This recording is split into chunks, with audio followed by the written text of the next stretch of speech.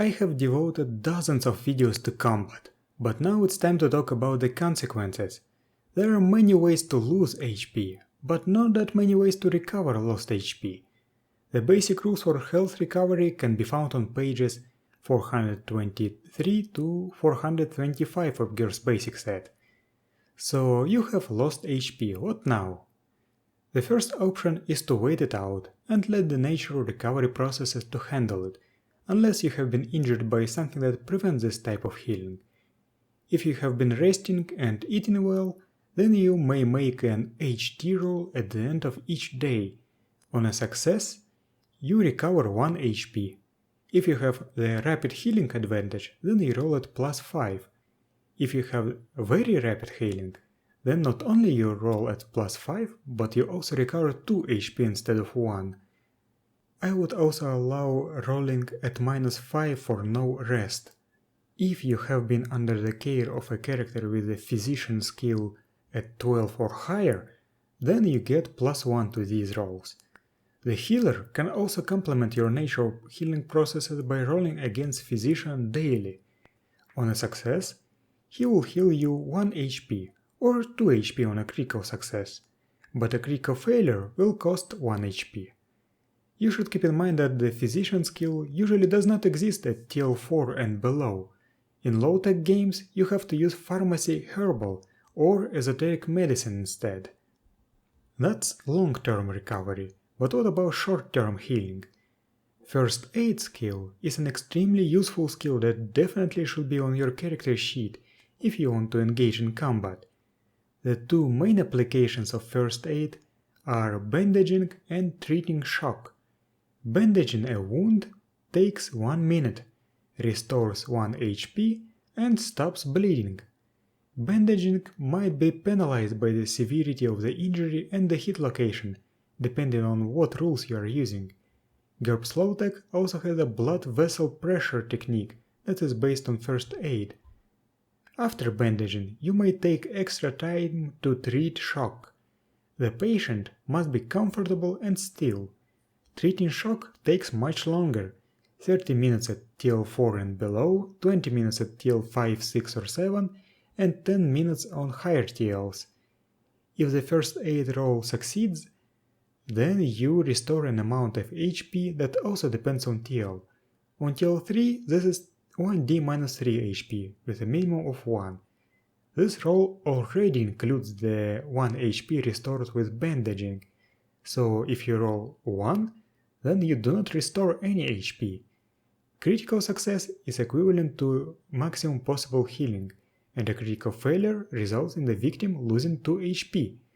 Alternatively, you may use esoteric medicine instead of first aid, but keep in mind that esoteric medicine is a hard skill, while first aid is an easy skill. There are some additional nuances that you should be aware of. It is not said in the book, but you should apply some common sense.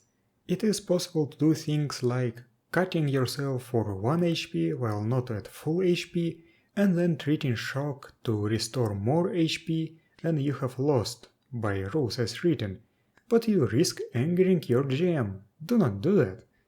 Also, again, it is not said anywhere in the books, but Chrome said on the forums that it simply fell out of the layout during editing without anyone noticing. Most medical skills cannot be used on oneself, although the GM may allow plausible uses at a suitably large penalty. For example, first aid is at -1 per HP of injury. I will link this post in the description. Another thing to keep in mind is the high HP and healing box on page 424. Everything that I said earlier works slightly differently for characters who have 20 HP or more. Multiply HP healed by 2 at 20 to 29 HP, by 3 at 30 to 39 HP, by 4 at 40 to 49 HP, and so on, with each full 10 HP adding 1 to the multiple. This works both for natural healing and supernatural healing. But injury does not always mean that you simply lose HP. Major wounds sometimes can cripple your body parts, and sometimes they can have effects that last for months or even permanent effects.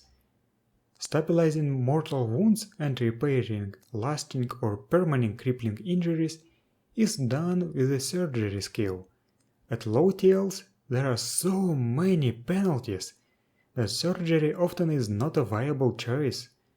GURPS Low-Tech has some techniques that might help with specific applications of the surgery skill. However, if you have magic in your setting, some spells can help you mitigate these penalties. On the other hand, if magic exists, then it might be a better idea to circumvent using surgery and just using a supernatural effect instead. While GURPS Basic Set has rules for surgery, they were greatly expanded in GURPS Low-Tech, GURPS Low-Tech Companion 1, and GURPS Biotech. First aid and surgery take equipment penalties, so you better get a proper kit if you want to use them, because even improvised equipment penalties can be quite harsh. First aid, surgery, physician, but not esoteric medicine, also take physiology modifiers. They are described on page 181 of GURPS Basic Set and are one of the most forgettable penalties in the system.